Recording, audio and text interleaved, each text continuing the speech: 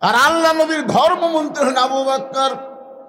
তিনি কেমন ধার্মিক ছিলেন, যার শানে আল্লাহ বলেছেন, ইয়া আইয়ুহাল্লাযীনা আমানুত্তাকুল্লাহা ওয়া কুনু মা'আস সাদিকিন।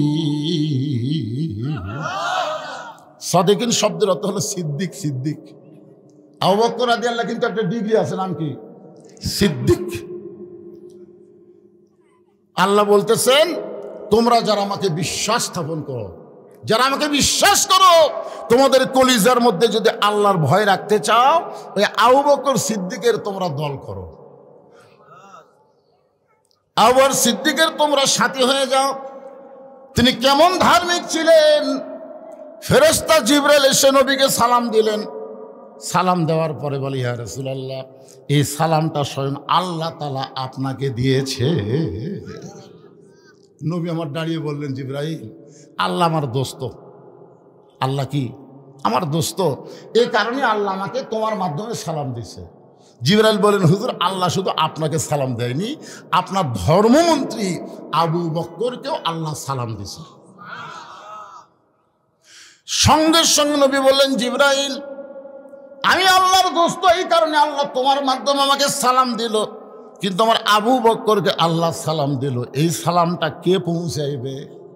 জিবরাইল বলতে, হুজুর, নবী ছাড়া অন্য কারো কাছে যাওয়ার অধিকার আমার নাই, এই জন্যে আমি আবু বকরের কাছে আল্লাহর সালামটা পৌঁছাবার পারতেছি না, এই সালামটা আপনাকেই পৌঁছার লাগবে। আল্লাহ রাসূল বলেন, জিবরাইল, তোমার কাছে একটা কথা জানতে চাই, যে আবু বকর এমন কি আমল করলো যে আমল করার কারণে আরশের আল্লাহ আবু বকরকে সালাম দিল? জোরে কোন সুবহানাল্লাহ।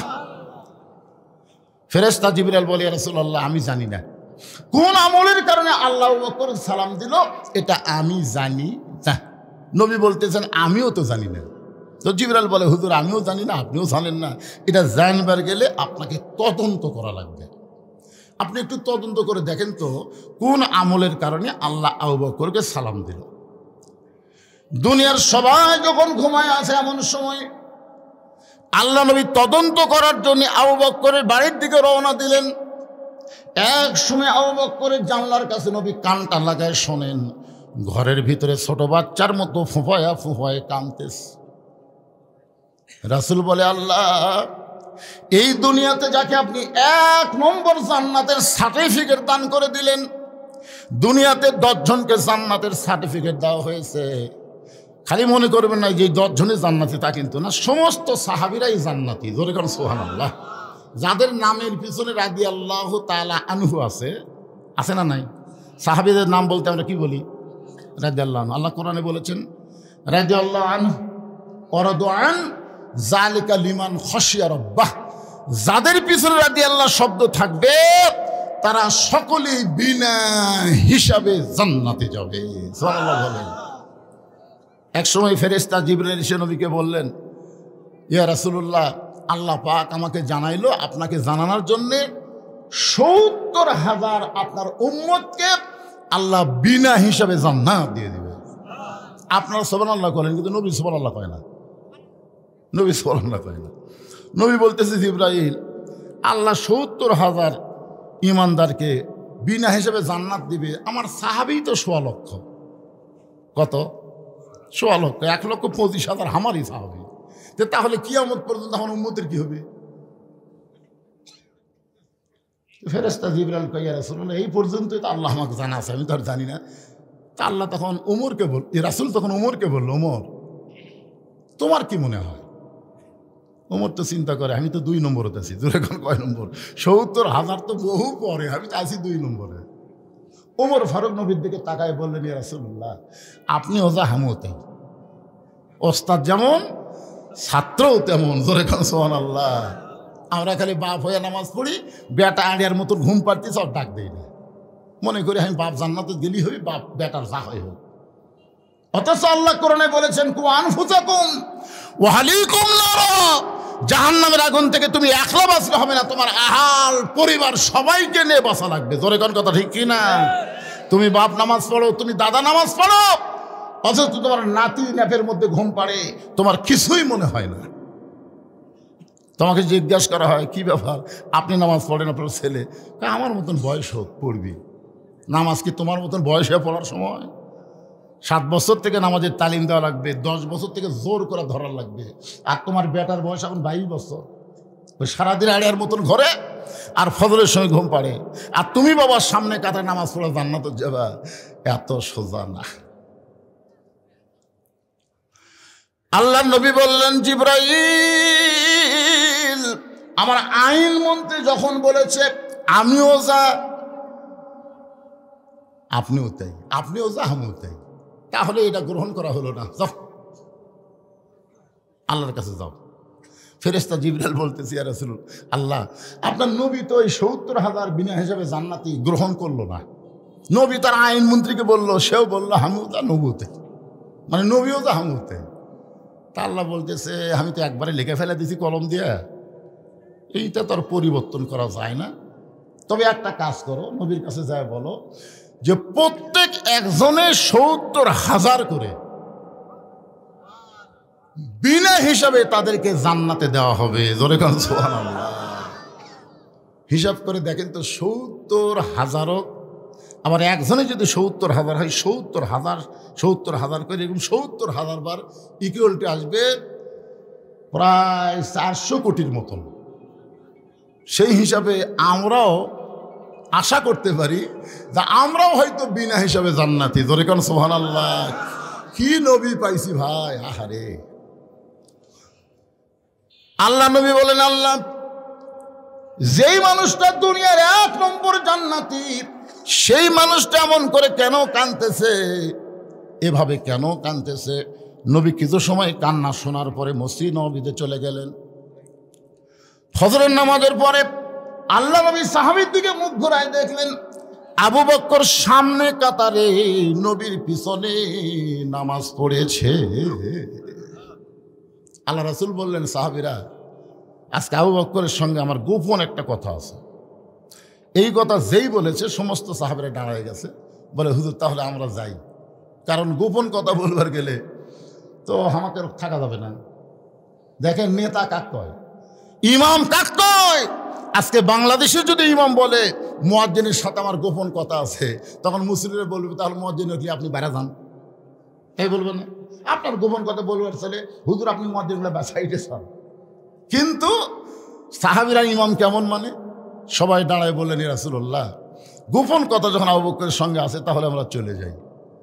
সমস্ত সাহাবীরা যখন চলে গেলেন, এমন সময় আল্লাহ নবী আবু বকর যখন, আবু বকর সত্যকে এমন কি আমল করো যে আমল করার কারণে আরশের আল্লাহ তোমাকে সালাম দেয়।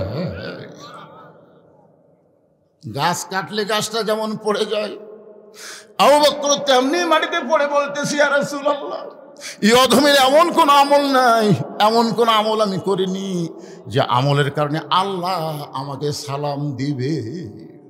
চিন্তা করছেন, আরশের আল্লাহ সালাম দিছে, আর ওইটা শোনার পরে কাঁদতে কাঁদতে পড়ে গেছে। আর আমাকে একটা এমপি যদি সালাম দেয়, চা খাবার তো গল্প করি, আমার দাম আছে রে, এমপি আমার সালাম দিছে। এমপি মাঝে মধ্যে মোবাইলের মধ্যে শেখ হাসিনা সালাম দিত, ঠিক কিনা, সবাইকে দিত, একটা কম্পিউটার রেকর্ড করে রাখতো, এই স্বাধীনতার আগ দিয়ে একটা সালাম দিত, যে স্বাধীনতাটা ভালোভাবে সবাই পালন করবে, আসসালামু আলাইকুম আমি প্রধানমন্ত্রী বলতেছি, ওই খালি ওয়ালাইকুম ওয়ালাইকুম করে, কিন্তু কোনো রিপ্লাই আসে না। তার মানে কি, ওটা রেকর্ড করে প্রত্যেকটা মোবাইলে দিছে। হায় হায় গল্প করে প্রধানমন্ত্রী আমাকে সালাম দিছে। তোমার সালাম দিছে ঠিকই, তোমার সালামের উত্তর নিছে, উত্তর নেই। আল্লাহ রাসূল বলে, আবু বকর সত্যি করে বলো এমন কি আমল তুমি করো যে আমল করার কারণে আরশের আল্লাহ তোমারে সালাম দেয়। আবু বকর বলে, ইয়া রাসূলুল্লাহ আমি বলতে পারবো না।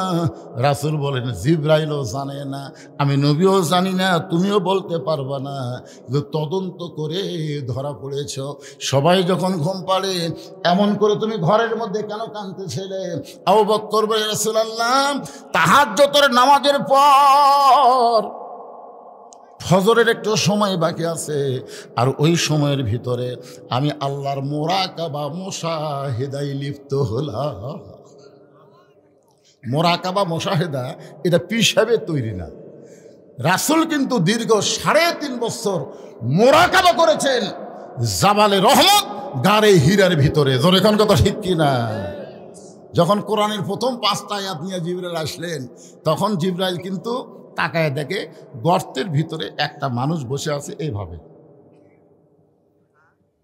ফেরেশতা জিবরাইলকে ক্যারি, এই ছোট্ট একটা গর্ত, আর সেই গর্তের মধ্যে একটা মানুষ বসে আছে। বসে অবস্থায় দেখা যায় 2 হাত। আর এই মানুষটার উপর আল্লাহ কোরআন নাজিল করতেছে, যে কোরআন পাহাড় সহ্য করতে পারবে না, আসমান সহ্য করতে পারবে না, আর সেই কোরআন এই মানুষের উপরে আল্লাহ নাজিল করতেছে। এই কথা মনে করি আল্লাহ বলতেছে ইয়ানজুরু বিনুরিল্লাহ, জিবরাইল চোখ দিয়ে দেখলে হবে না, নজর করো। ফেরেশতা জিবরাইল নজর করে দেখতে পায় আল্লাহ আর নবী এক জায়গায়। জোরে কান সুবহানাল্লাহ। যখন কোনো বান্দা মুরাকাবা মুশাহেদায় লিপ্ত হয়, মুরাকাবার সবচাইতে ভালো মাধ্যম হলো সেজদা। জোরে বলেন নাম কি? আসজুদ আত-তারিফ। আল্লাহ কোরআনে বলেছেন তোমার সেজদা তোমাকে আমার নিকট পর্যন্ত পৌঁছায় দিবে। জোরে কান সুবহানাল্লাহ। নামাজের মধ্যে যে সেজদা দেন, এই সেজদা তো আপনি ইচ্ছা করলেই বেশিক্ষণ দিতে পারবেন না, কারণ আপনি মুসল্লি হচ্ছেন, ইমামকে খেয়াল করা লাগবে, আর ইমাম হলে মুসল্লি খেয়াল করা লাগবে। ইমাম যদি নামাজের সেজদার মধ্যে মোরাকাবাত যায়, তাহলে মুসল্লিরা সব সেজদা তুলে বলবে কি ইমাম কুটি গেল রে। এই জন্য রাসূল বলেছেন 3 বার, বড় জোর 5 বার, এর বেশি বলা যাবে না। যে 3 বার 5 বার বললে কি আপনি মোরাকাবা হবে? এটা কাল ঢক মারা হচ্ছে। জোরে কোন কথা ঠিক কিনা? আর তারাবির মধ্যে তো দেখি খেয়ালই নেই। সবাই যখন ঘুমিয়ে গেছে, এমন সময় একটা মহব্বতের নামাজ আল্লাহ আমাদেরকে দান করলেন। অমিনাল লাইলি ফাতাহাজ্জাত বিহি নাফিলাতাল লাক। রাতের একটা অংশ আছে, সংসার আল্লাহ তাআলা তাহাজ্জুদের নামাজ আমাদের সকলের জন্য নফল করে দিয়েছে।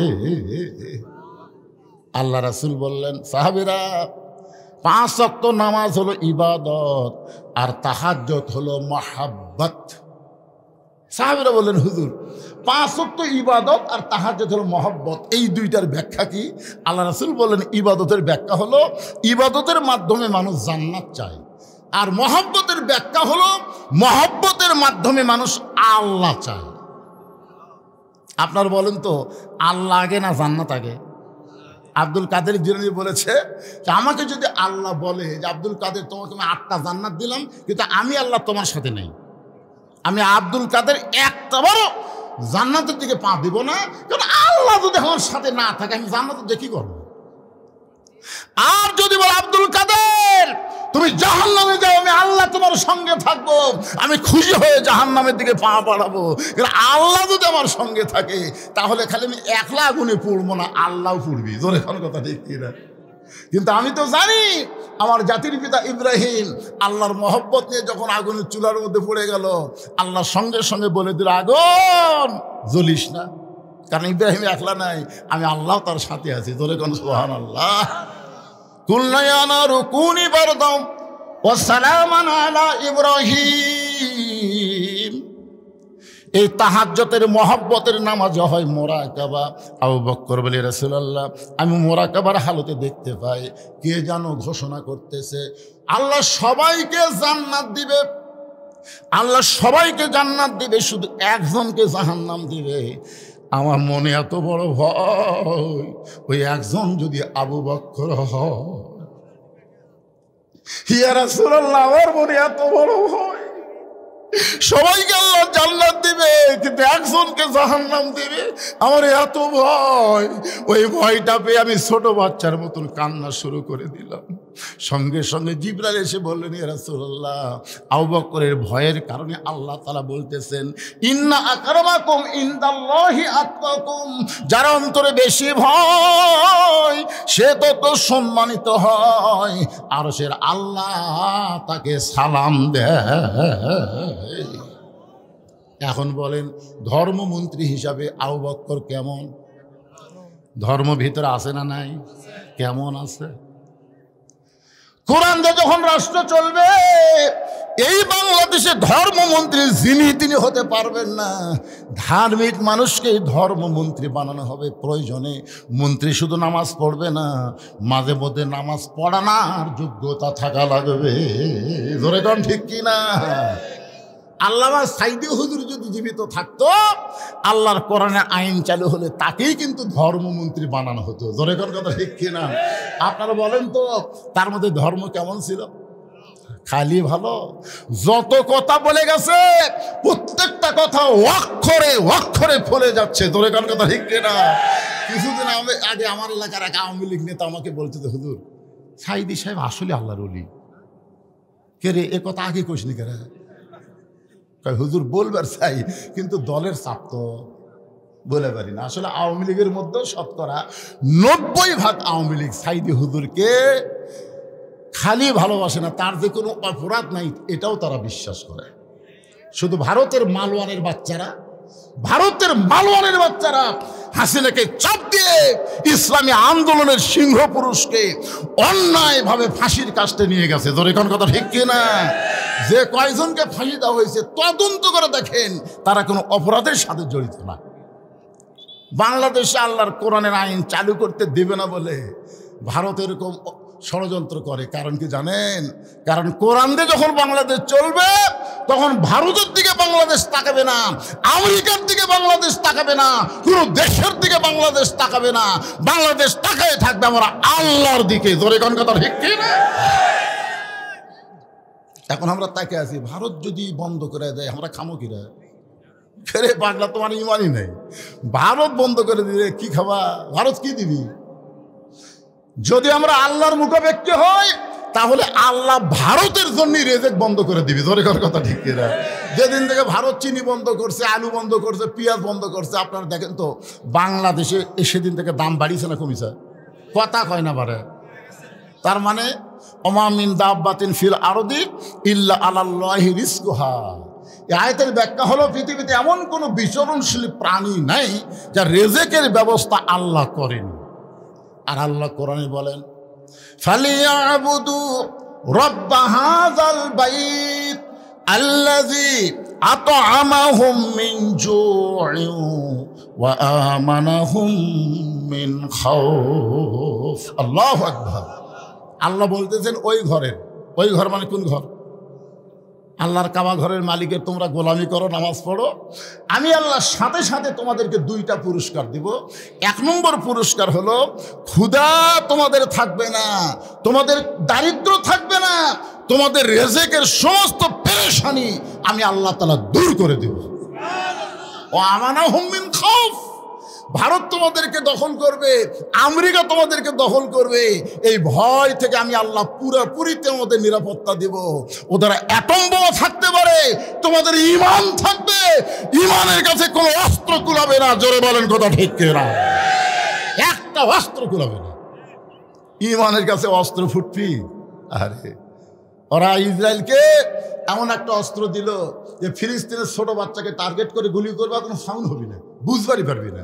মায়ের কোলে বাচ্চা আছে, মা গুলি লাগবে না, সন্তানকে গুলি লাগে বুক পুড়ে যাবে। আল্লাহ বলে, ও আমেরিকা ইসরায়েলকে সহযোগিতা করে ফিলিস্তিনের বাচ্চাদেরকে পুড়াচ্ছ, আমি আল্লাহ ইচ্ছা করলে গোটা আমেরিকা পুড়াই দেবো। ধরে কোন কথা ঠিক কিনা? আপনার বলেন তো, পোড়া শুরু হয়নি? কথা বলেন না, পোড়া শুরু হয়নি? পানি দিয়ে বহু কিছু দিয়ে যখন আগুন থামছে না, তখন মুসলমানের কাছে গিয়ে বলতেছে, ভাই তোমরা আজান দাও রে। এই সময় আজান না দিলে আগুন থামবি না। কারণ ঠেলা পড়লে আর অ্যাটম কুলাই না, আর হাইড্রোজেন কুলাই না, আর ভগবান কুলাই না, আর ঈশ্বর কুলাই না, গড কুলাই না, একমাত্র আল্লাহ। জোরে বলেন কথা ঠিক কিনা? আল্লাহর প্রতি পরিপূর্ণ আস্থা এবং বিশ্বাস রেখে এই মুহূর্তে একটা তাকবীর দেওয়া লাগবে। পারবেন আপনারা? লিল্লাহে তাকবীর। আসলে হয়েছে আলহামদুলিল্লাহ। আপনাদের এলাকায় এই সন্ধ্যার সময় মাহফিল করতে ভয় পায়। আপনারা বলেন তো, এই সময় মানুষ কম না বেশি? এইবারে এলাকার কোনো মাহফিল হয়নি? হয়েছে না হয়নি? রাতের বেলা মানুষ কেমন হয়েছে?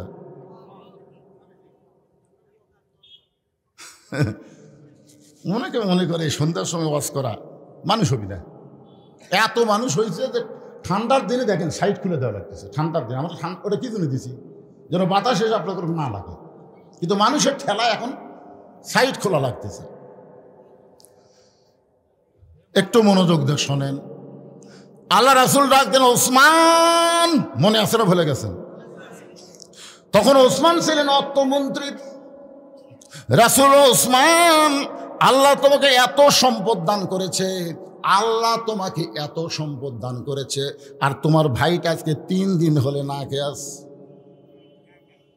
কি সম্পদের মালিককে?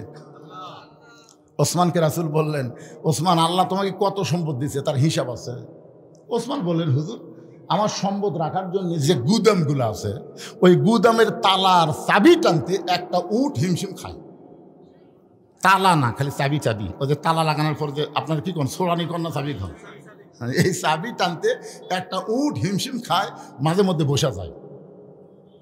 তো রাসূল বললেন, ওসমান আল্লাহ যদি তোমার এই সকল সম্পত্তি ফেরত চায় তুমি কি দিবা?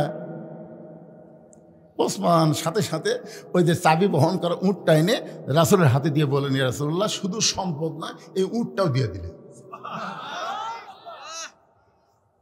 দিয়ে দিলাম, কারণ চাহিবা মাত্র ওহার বাহককে দিতে বাধ্য থাকিব। জোরে কোন কথা ঠিক কিনা?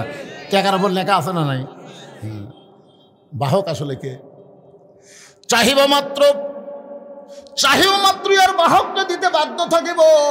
ওসমান আল্লাহ নবীর সামনে উটের রশি দিয়ে বলে, ইয়া রাসূলুল্লাহ আজ থেকে আমার কোনো টেনশন নাই, কোনো টেনশন নাই, কারণ আল্লাহর সম্পদ আল্লাহ দিয়া আমি একেবারে ফ্রি হয়ে গেলাম। রাসূল খালি আসমানের দিকে তাকায় আছে। আল্লাহ বলার সঙ্গে সঙ্গে ওসমান সব আমার হাতে তুলে দিল। আপনি ওসমানকে কি দিবেন? আল্লাহ বলে, হাবিব আমার গানি ডিগ্রি আমি ওসমানকে দিয়া দিলাম। আল্লাহ গানিয়ুন ওয়া আনতুমুল ফুকারা। রাসূল বললেন, ইল্লা ওসমানু গানি। জোরে কোন সুবহানাল্লাহ। সে ওসমানকে রাসূল বলতেছেন, আল্লাহ তোমাকে এত সম্পদ দান করেছে, আর তোমার ভাই 3 দিন হলে না খেয়ে আছে, তুমি কি পারবা না তোমার ভাইয়ের বাড়িতে খাবার পৌঁছা দিতে? ওসমান গনি বলে, ইয়া রাসূলুল্লাহ আমি যদি আগে জানতাম আমার ভাই না খেয়ে আছে, আমি নিজে না খাই আমার ভাইয়ের বাড়িতে খাবার পৌঁছাতাম, আমি নিজে না খাইয়া আমার ভাইয়ের বাড়িতে খাবার পৌঁছাইতাম। আল্লাহ রাসূল বলেন, সাহাবীরা আজকের মতো নামাজ শুরু করে দিব। কিন্তু নামাজের পরে, রে দুর্বল সাহাবী, যিনি বসে বসে নামাজ পড়তেছো, আজকে বসেই তুমি নামাজ পড়ো। নামাজ শেষ করে ওসমানের কাছে যাবে, ওসমান এমন দেওয়া দিবে তোমার আর কোনোদিন না খেয়ে থাকা লাগবে। আপনারা বলেন তো, ওসমান কম দেয় না বেশি দেয়? জোরে বলে। রাসূলকে সাহাবী বলতেছে, ইয়া রাসূলুল্লাহ আজকে 3 ধরনের কিছুই খাইনি হুজুর, মেহেরবানিকে আমাকে একটু খাবার সাহায্য করেন। সঙ্গে সঙ্গে নবী জুব্বা তুলে দেখালেন, পেটের মধ্যে পাথর বেঁধে নবী বসে আছে। সাহাবী বলে, ইয়া রাসূলুল্লাহ আমি বুঝবার পারিনি আমার চাইতে আপনার ক্ষুধা বেশি, হুজুর আমি চলে যাই। রাসূল বলেন, যাও, তবে বাড়ি যাও না, আমার ওসমানের কাছে যাও।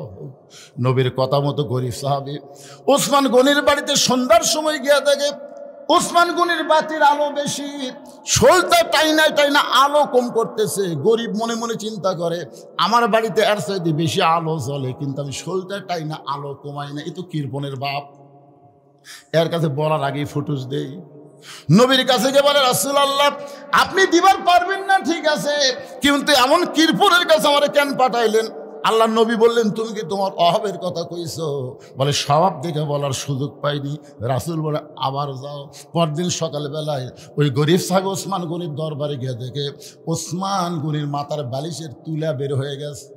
যে বালিশে মাথা দিয়ে ঘুম পাড়ে ওই বালিশের কোনা ফাইটা তুলা ঘরের মধ্যে বের হয়ে গেছে। ওসমান গনির তুলাগুলো খুঁটায় খুঁটায় বালিশের খোলের মধ্যে ঢুকাই।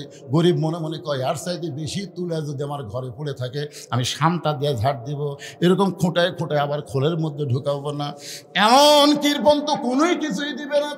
নবীর কাছে গিয়ে বলতেছে, রাসূলুল্লাহ আপনি দিবার পারবেন না ঠিক আছে, কিন্তু এমন কৃপণের কাছে আমার কেন পাঠাইছেন? রাসূল বলে, তুমি কি তোমার অভাবের জবাবের কথা কইছো? বলে যা দেখলাম বলার সুযোগ পাইনি। নবী বলেন আবার যাও। পরদিন সকালবেলায় আবার গিয়া দেখে ওসমান গনি খালি গায়ে বসে আছে। ওসমান গনির কোলের মধ্যে একটা পাঞ্জাবি কয়েক জায়গায় ছিঁড়ে গেছে, নিজেই শোয়ের মধ্যে সুতা ঢুকায়া ওই পাঞ্জাবিটা সেলাই করবেন, কিন্তু বিপদ হয়ে গেল, শোয়ের মধ্যে সুতা ঢুকাবার পারতেছেন না। সুতা এই দিকে যায়, এই দিক দিয়ে যায়, কিন্তু শোয়ের ছিদ্রের মধ্যে সুতা যায় না। গরিব ডাক, ওসমান ভাই, আমি যদি সুতাটা শোয়ের মধ্যে ঢুকাই দেই, মনের মধ্যে রাগ ঢুকছে, ইচ্ছা করলে 1000টা নতুন পাঞ্জাবি বানাবার পারবে, আর নিজে ছেঁড়া পাঞ্জাবি সেলাই করবে। আল্লাহর কিরফোন কে আছে? রাগ করে বলতেছে ভাই আমি যদি কামটা করে দেই। ওসমান গনি বললেন মারহাবা, আসো। শুয়ের মধ্যে যেই মাত্র সুতা ঢুকাই দিছে, ওসমান গনি খফ করে হাত ধরে বলতেছে ভাইজান আমার এত বড় উপকার করলেন, এর বিনিময়ে আপনি কি চান? হাতটা ছেড়ে দেন, হাতটা খালি ছেড়ে দেন, চলে যাই। ওসমান গনি বললেন না, এত বড় উপকার করার পরে তোমাকে খালি হাতে ছাড়বো না। ম্যানেজার দৌড়েছে বলে হুজুর আমারে ডাকলেন, আমার এই ভাই শুয়ের মধ্যে সুতা ঢুকায়া আমার ছেঁড়া পাঞ্জাবি সেলাই করার সুযোগ করে দিল, এর বিনিময়ে একে 100টা উট দিয়া দাও। গরিব বলে হুজুর আপনি কি বলেন? সামান্য শুয়ের মধ্যে সুতা ঢুকাইলে আপনি 100 উট দিবেন? ওসমান গনি বলে ম্যানেজার আমার এই ভাইকে তুমি 200 উট দিয়া দাও। গরিব বলে হুজুর আপনি কি বলেন? সামান্য শুয়ের মধ্যে সুতা ঢুকাইলে আপনি 200 উট দিবেন। ওসমান বলে ম্যানেজার ওই ফার্মে কত উট আছে? বলে 2000-এর বেশি। বলে সব আমার ভাইকে দিয়া দাও। গরিব বলে হুজুর আর বাড়াবেন না, আর বাড়াবেন না। সামান্য শুয়ের মধ্যে সুতা ঢুকাইলে যদি আপনি আমাকে 2000 উট দেন, তাহলে পরপর 3 বার কি দেখলাম? বলে কি দেখছো তুমি? প্রথম দেখলাম আলো, বেশি আলো কমাইতেছেন, তারপরে দেখলাম বালুচ ফাইটা তুলে পড়ে গেছে, ওই তুলা খোটায় খোটায় বালুচের মধ্যে ঢুকালেন, তারপরে দেখলাম ছিঁড়া পাঞ্জাবি সেলাই করবেন, কিন্তু শুয়ের মধ্যে সুতা ঢোকাবার পারতেছেন না। ওসমান গনি মুচকি মুচকি হাসার বলে ভাই তুমি 3 বার যেইটা দেখছো এর নাম হলো দুনিয়া। বাল তুসিরুনাল হায়াতাদ দুনিয়া ওয়াল আখিরাতু খায়রু ওয়া আবকা। তুমি 3 বার যেটা দেখছো তার নাম হলো দুনিয়া, আর তোমাকে যেইটা দিলাম তার নাম হলো আখিরাত। এই দুনিয়াতে আলোর দরকার ওসমানের নাই, এই দুনিয়াতে আরামের বালিশের দরকার ওসমানের নাই, এই দুনিয়াতে ভালো পাঞ্জাবির দরকার ওসমানের নাই। ওসমান হলো আখিরাতের কাঙ্গাল। তোমাকে 2000 উট দিয়া আল্লাহ যেন ওসমানকে আখিরাতে দেয়।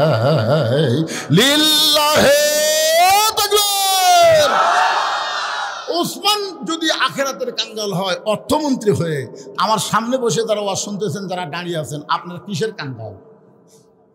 দুনিয়া না আখেরাত? কারা কারা আখেরাতের কাঙ্গাল? 2 হাত তুলে আমার আল্লাহকে একটু দেখান। লিল্লাহি আকবার। যারা হাত তুলে আল্লাহকে দেখাইছেন আখেরাতের জন্য, এই দোহার মাদ্রাসায় আপনাদের কিছু দেওয়া লাগবে। ব্যাগ যাবে, রুমাল যাবে, যে যা পারবেন আখেরাতের কাঙ্গাল মনে করে দিবেন। আপনি যদি দেখেন 500 টাকা আছে, 2000 টাকা আছে, 1000 টাকা আছে, 10 টাকা আছে, আপনি যদি 10 টাকা দেন তাহলে বোঝা গেল আপনি দুনিয়ার কাঙ্গাল, আখেরাতের না। এই জন্যে ছোটো মোটো বাদ দা ভালো একটা বড় নোট বার করে গামছার মধ্যে দিবেন। আর এই গামছা আদায় করতে 5 মিনিট টাইম লাগে। এই 5 মিনিটের মধ্যে যারা 5000, 10,000, 2000, 1000 যারা দিবেন, আমি আমার হাতে দিবেন। 1000, 2000 গামছার মধ্যে দিয়েন না, একটু হাতে দেন। মাশাআল্লাহ বলার সঙ্গে সঙ্গে একজন আল্লাহর বান্দা 500 টাকা দান করেছে। আল্লাহ দানকে কবুল করেন। যে নিয়তে দান করলো আল্লাহ নেক নিয়ত নেক আশা পুরা করেন। জোরে বলি আল্লাহুম্মা আমিন। এইগুলো কি মাদ্রাসা ছাত্র? এদের হাতে একটা ব্যাগ দিয়ে পারেনি, ব্যাগ দিলে তো ভালো হতো। এরা গামছা ধরে অর্ধেক টাকা তুলবে, অর্ধেক ফেলে দিবি রে বাবা। ধরো ধরো, তোমার জুব্বা ধরে না কেন? এই গামছা ধরার চাইতে জুব্বা এভাবে ধরাই ভালো। মাশাআল্লাহ মাশাআল্লাহ। কত আছে বাবা? মাদ্রাসার সাবেক ক্যাশিয়ার 1000 টাকা নগদে দান করেছে। এ বর্তমান ক্যাশিয়ার কুটিরে সাবেক ক্যাশিয়ার দিল, বর্তমানে মনে হচ্ছে না। বর্তমান ক্যাশিয়ার আসেন, 1000 টাকা দান করেছে, আল্লাহ কবুল করেন। আরেকজন 500 টাকা মাদ্রাসায় দান করছে, আল্লাহ কবুল করেন। আরেকজন 500 টাকা দান করেছে, আল্লাহ কবুল করেন। আমি একটা আপনাদের সুযোগ দিয়ে দিলাম, যাদের বাপ মা কবরে গেছে, বাপ মাকে কবর জান্নাত বানানোর জন্য কোরআন শরীফ বাবদ 500 টাকা দান করবেন। আপনি 500 দেওয়া মাত্র একটা কোরআন দানের, ওয়ালাইকুম আসসালাম, কোরআন দেওয়ার সোয়াব আল্লাহ আপনার বাপ মার কবরে দিবে। যাদের পকেটে 500 আছে একটু দিয়ে দেন, একটা কোরআন দানের সোয়াব পাবেন এই মাদ্রাসায়। এই মাদ্রাসার ছাত্রদের হাতে একটা কোরআন দিলে যে সোয়াব আপনি জানেন না। মাশাআল্লাহ, কোরআন বাবদ টাকা দান করেছে, আল্লাহ কবুল করেন। আরেকজন কোরআন শরীফ বাবদ 500 টাকা দান করছে, আল্লাহ কবুল করেন। আরেকজন কোরআন বাবদ 500 টাকা দান করছে, আল্লাহ কবুল করেন। এগুলো ঠিক মতো আদায় হচ্ছে? একটা অভিজ্ঞ ছেলেদেরকে আপনি দিতে পারেন না? এ ছোটো ছোটো বাচ্চারা গেছে, এরা কি তুলবে আল্লাহ ভালো জানে রে। ওয়ালাইকুম আসসালাম। আলহামদুলিল্লাহ। আব্বা মারা গেছে, বাবার জন্য কোরআন শরীফ বাবদ 500 টাকা দান করেছে, আল্লাহ বাবার কবরকে জান্নাতের টুকরা বানায় দেন। আরেকজন দান করেছে কোরআন শরীফ বাবদ 500 টাকা, আল্লাহ দানকে কবুল করেন, আল্লাহুম্মা আমিন। আরেকজন কোরআন, জি, শাশুড়ি তার বাপ মায়ের জন্য 2টা কোরআন শরীফ বাবদ 1000 টাকা দান করেছে। আপনার শাশুড়ির নাম রাখুন, রাহেলা নামে আমার মা। 1000 টাকা 2টা কোরআন শরীফ বাবদ দান করেছে, আল্লাহ কবুল করেন। আর একজন 100 টাকা দান করেছে, আল্লাহ কবুল করেন। আর একজন কোরআন শরীফ বাবদ 500 টাকা দান করেছে, আল্লাহ কবুল করেন। আল্লাহ ছোট একটা বাচ্চার হাতে 100 টাকা দান করেছে, আল্লাহ কবুল করেন। আর একজন কোরআন বাবদ 500 টাকা দান করেছে, আল্লাহ কবুল করেন। আব্বা মা অসুস্থ, সুস্থতার জন্য কোরআন বাবদ 500 টাকা দান করেছে, আল্লাহ কবুল করেন। আর একজন 100 টাকা দান করেছে, আল্লাহ কবুল করেন। আর একজন কোরআন শরীফ বাবদ 500 টাকা দান করছে, আল্লাহ আপনি কবুল করেন। আর একজন কোরআন বাবদ 500 টাকা দান করছে, আল্লাহ কবুল করেন। আর একজন আল্লাহর বান্দা 2টা কোরআন শরীফ বাবদ 1000 টাকা দান করলো, আল্লাহ দানকে কবুল করেন। আল্লাহ। আর একজন কে মারা গেছে? বাপ মা 2জনই মারা গেছে। দেখেন মুখটার দিকে তাকায়, কত করুণ অবস্থা। বাপ মা যার দুনিয়াতে নাই তার কেউ নাই রে, তার আপন বলতে কেউ নাই। আজকে বাপ মা 2জনই কবরে চলে গেছে, কোরআন শরীফ বাবদ 500 টাকা দান করলো, আল্লাহ বাপ মার কবরকে জান্নাতের টুকরা বানায় দেন। জোরে বলে আল্লাহুম্মা আমিন। এগুলোকে আপনার মাদ্রাসার ছাত্র নিকে যেতে মাঝখানে দিচ্ছে, হ্যাঁ? তারা উঠলো কেন? এরা কিভাবে কালেকশন করতেছে? কালেকশন হবে না। এই হাজার হাজার লোক হাত তুললো গামছা ব্যাগের মধ্যে টাকা দেওয়ার জন্য। ওসমান গনির সাথে জান্নাতে যাবে। চালাক হবে রে, বোকা হবে না, আখেরাতকে প্রাধান্য দিবে, দুনিয়াকে দিবে না। ধরে এখন কথা ঠিক না, তো টাকাগুলো তো লিবার পারলো না। আরেকজন কোরআন শরীফ বাবদ 500 টাকা দান করেছে, আল্লাহ দানকে কবুল করেন, আল্লাহ নেক নিয়ত নেক আশা পুরা করেন। সকলে বলি আল্লাহুম্মা আমিন। এই মাদ্রাসার বর্তমান কমিটির সভাপতিকে তা আসে না কেন? সেগুলো কখন দিবে? না আদায় করছেন আগেই? না, কোনো আদায় করেননি। মাদ্রাসার সভাপতি, সহসভাপতি, সেইটারি, কেশিয়ার, এরা কেউ ধার দেয় নাই। এরা গেল কোন জায়গায় রে? বিজ্ঞাপনের সময় দিছে রাত্রি 8:30 পর্যন্ত। ধরে কোন কথা ঠিক কিনা? 8:30 পর্যন্ত মাহফিল হবে। এখন বাজে কয়টা? মা বাবার জন্য সাহেবের লেখেন। এখন ধান দান করেছে, আল্লাহ কবুল করেন। আর একজন কোরআন শরীফ 500 টাকা দান করেছে, আল্লাহ কবুল করেন। কি দেখো আজকের মাশাআল্লাহ মাইকটাও যেমন সুন্দর, ডেকোরেটও মাশাআল্লাহ খুব সুন্দর। মালিক দিল 500 টাকা কোরআন শরীফ বাবদ, আল্লাহ দানকে কবুল করেন, আল্লাহুম্মা আমিন। এই গোটাল মাহফিল মিলে না টাকা তো ভালোই আছে বাড়া। হ্যাঁ মাশাআল্লাহ। না রে, এরা তো কাম ভালোই করছে। আমার জিয়া ভাই বলতেছে তোমার কাছে রে 42 মণ গোস্ত দিয়া বিরিয়ানি পাক করছে ভাই, খালি খালি হয়। দেখছেন আল্লাহু আকবার কয়? কি দেখছেন? তবরকের কথা শুনে আল্লাহু আকবার। এই এখানে এইভাবে টাকা গুনলে হবে না।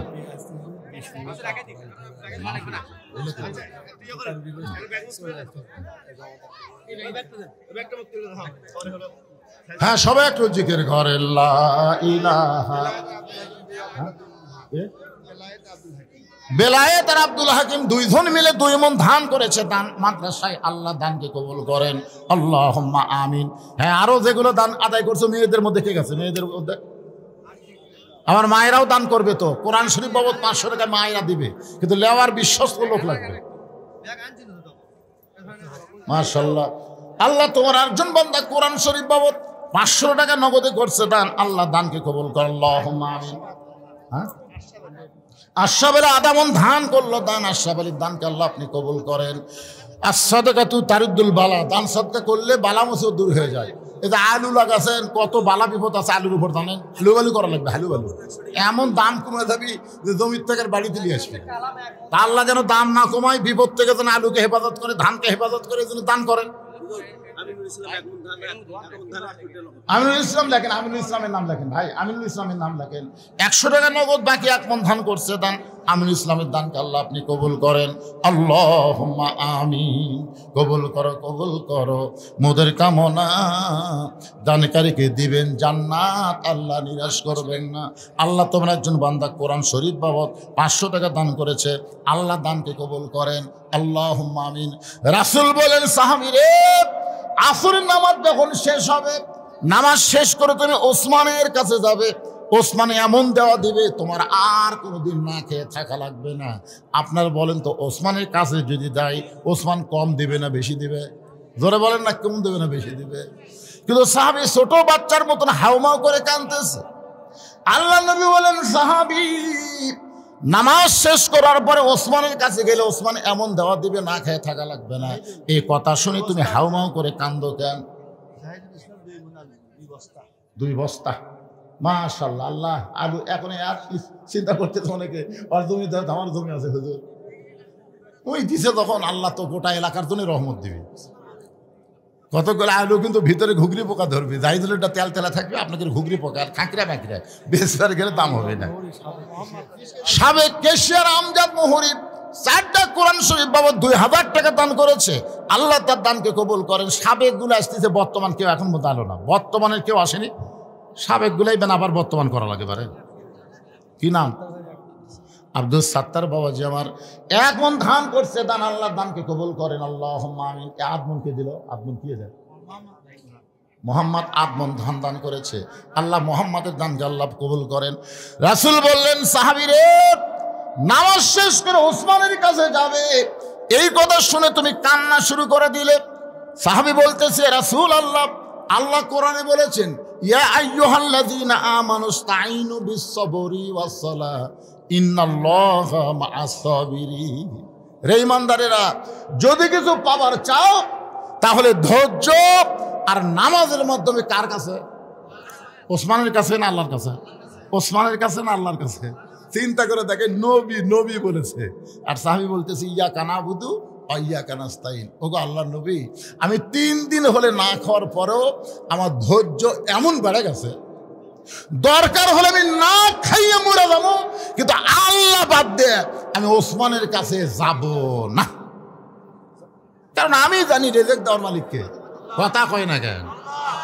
চিন্তা করে দেখেন তার নামাজ তাকে কোন পর্যায়ে পৌঁছে দিছে, যে দরকার হলে ধৈর্য ধারণ করব, আরো না খায় থাকতে থাকতে হয়তো মরেও যাব, কিন্তু আমার ঈমান বলতেছে আল্লাহ ছাড়া আমি দুনিয়ার কোনো ওসমানের কাছে যাব না। মাশাআল্লাহ। ঢাকা মুন্সিগঞ্জের একজন লোক 2টা কোরআন শরীফ বাবদ 1000 টাকা দান করলো, আল্লাহ তার দানকে কবুল করেন। আল্লাহুম্মা আমিন। এইবারে বর্তমান খেপিছে রে, 1 2 3 4 5 5100 টাকা, 10টা কোরআন শরীফ বাবদ 5100 টাকা দান, আল্লাহ বর্তমান কেশিয়ারের দানকে কবুল করেন, ওসমান গনি রাদিয়াল্লাহর সঙ্গে কবুল করেন। জোরে কোন আমিন। জামাল 1 মণ ধান, মোহাম্মদের 1 মণ ধান দান করছে, আল্লাহ কবুল করেন। আল্লাহ আমাদের মধ্যে বরকত দেন। আল্লাহ আল্লাহ, যারাই তোমার নবীর এতিম মাদ্রাসায় দান করতেছে, মাদ্রাসা বন্ধ হয়ে যায়, কেন যে হয় আমি জানি না। দোহার মাদ্রাসা, আমি যখন বক্তাই হইনি, যখন বক্তা হইনি আলপুরা দরবার শরীফ থেকে আমাকে 2-3 নম্বর, একবার আমি এমনি আইছিলাম, খালি বক্তা না, সেই পুরানা মাদ্রাসা মাঝে মধ্যে বন্ধ হয় কেন? আরে রাজশাহী থেকে আইছে, অসুস্থ বাবার জন্য দোয়া চাইয়া কোরআন শরীফ বাবদ 500 টাকা দান করেছে, আল্লাহ তাআলা বাবাকে পুরোপুরি সুস্থতা দান করেন। জোরে কোন আমিন। জোরে বলে আল্লাহুম্মা আমিন। মুক্তা 1 মণ ধান দান করেছে, আল্লাহ কবুল করেন।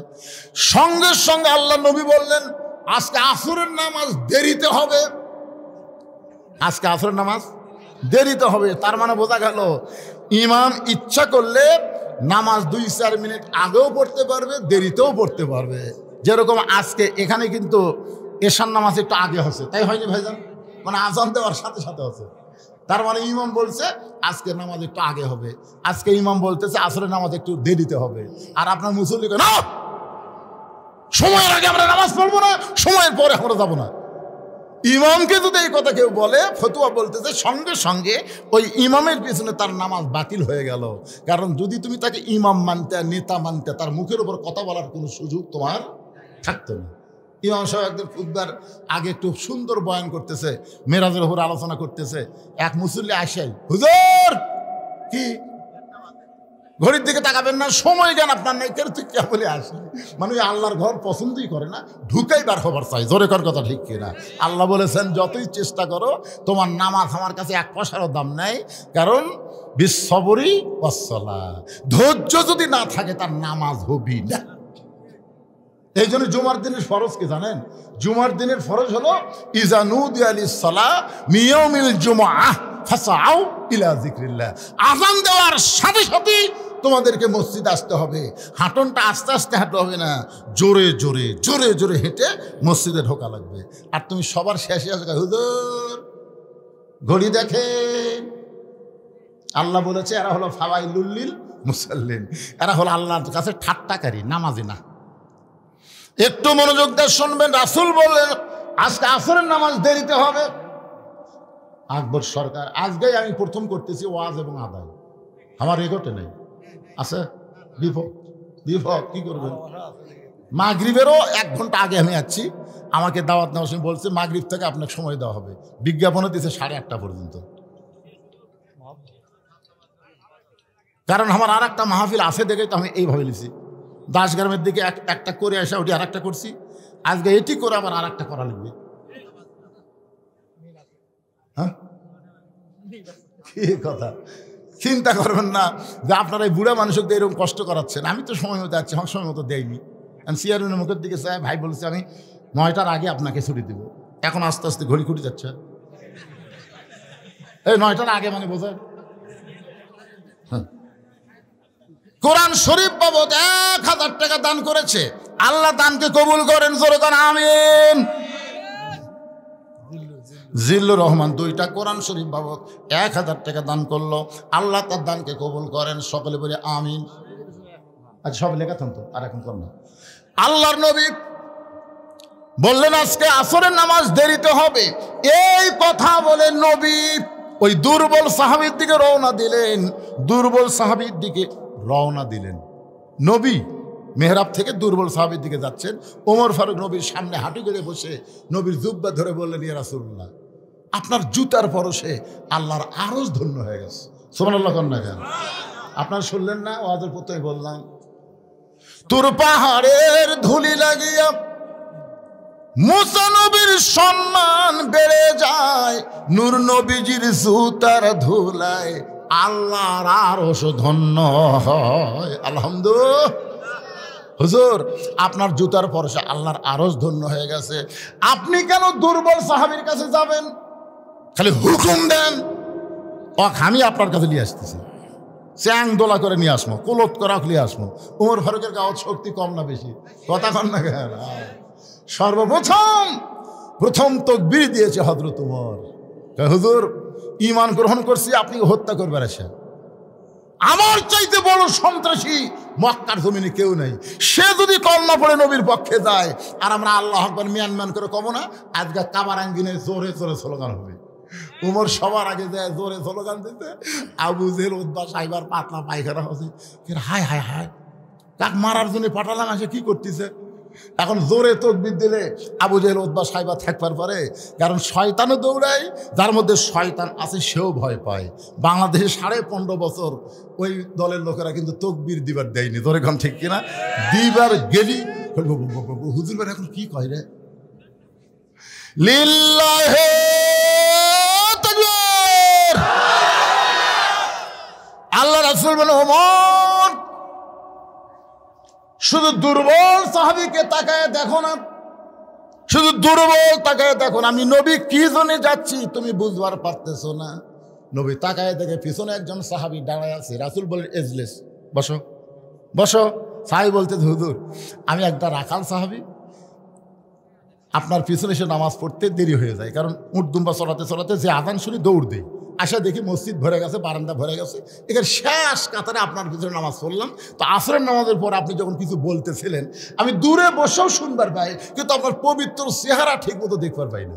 এই জন্য হুজুর একটু দাঁড়িয়ে আপনার সোনার চেহারা দেখে আমার কলিজা ভরে যাচ্ছে হুজুর। এই কথা রাখাল যেই বলেছে, রাসূল বলাই তোর মাঝখানে রাস্তা করে দাও, মাঝখানে রাস্তা করে দাও।